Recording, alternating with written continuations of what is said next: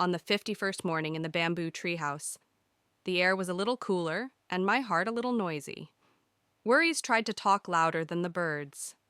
So I sat under the promise wall and decided to do a morning check. I pointed to the first bamboo tag. Safe, I read. Right on cue, Pultu came and lay in front of the door like a fluffy guard. Neela curled against my hip, Tink, and looked at me like, see? No one gets past us. Fed. Ravi walked straight to the bowls, Tonk, and waited without pushing, glancing back at the others, until everyone had theirs. The baby trotted to her spot, Ting, knowing there'd be enough. Warm!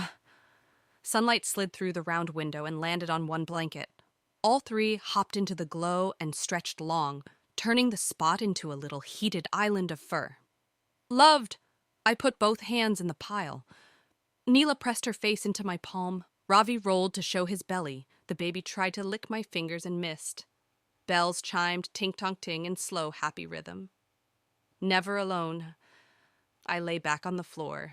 Within seconds, someone was at my feet. Someone at my shoulder, someone on my chest. The promise wall clicked softly above us in the breeze. Episode 1 was hoping these things could be true. Episode 51 is waking up and quietly checking. They still are. On the 52nd evening in the bamboo treehouse, my mind would not stop talking. Worries about money, work, tomorrow. Everything felt noisy inside, even though the room was quiet. I lay down on the blanket and covered my eyes with my arm. I just need one calm minute, I whispered. They heard it. First came Neela, Tink, curling into the space between my shoulder and my cheek. Her purr started like a tiny motor. Then Ravi, Tonk, stretched along my side, his steady, deep purr like a slow drum. Last came the baby, Ting, climbing onto my chest, her little paws kneading my shirt as she purred right over my heart.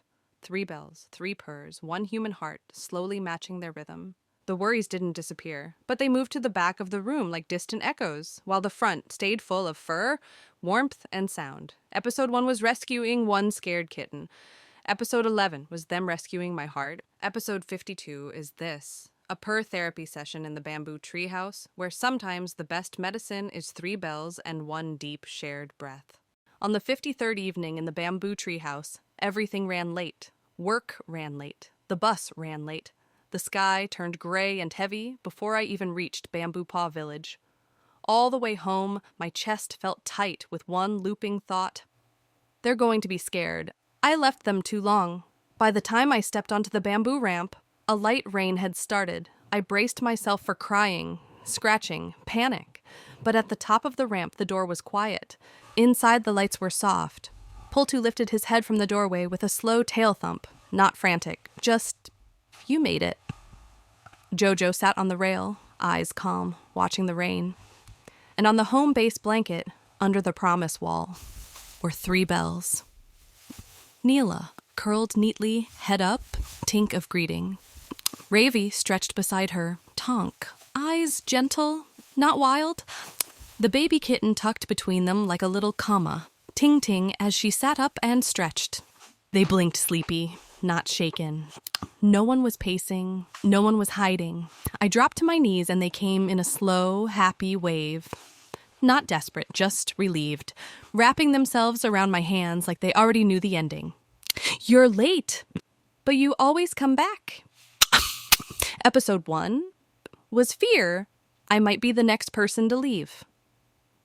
Episode 53 is this, a rainy, late evening, and 3 rescued hearts who stayed calm because they finally believe home doesn't disappear when the door closes.